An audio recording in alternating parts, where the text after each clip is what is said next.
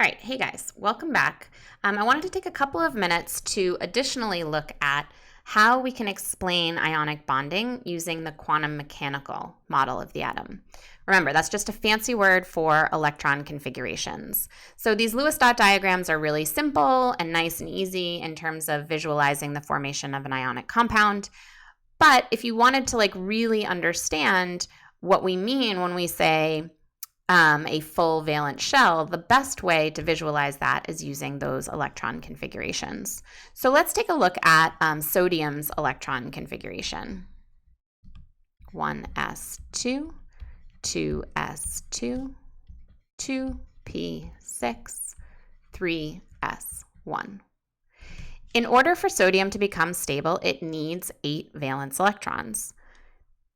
You have to ask yourself the question, what would be easier? Gaining 7 more valence electrons to fill up the 3s and the 3p?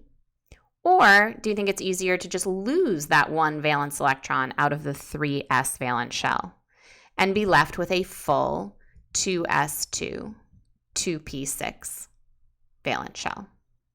And because sodium is a metal, we know that metals react by losing valence electrons, and it's certainly easier to lose 1 than to gain 7. And that, in fact, is what's going to happen here. And sodium is going to become sodium 1 plus with an electron configuration of 1s2, 2s2, 2p6. And there's your full valence shell. And remember, when we talk about a full valence shell, we call it the octet rule because there's your 8 valence electrons, the 2 in the s and the 6 in the p. So by that loss of a valence electron, we've satisfied the octet rule for sodium. Well, what's going on with the chlorine? Where did those electrons go? Chlorine's electron configuration is 1s2, 2s2, 2p5, 3s2. Nope, why did I say 2p5? Good grief, you guys.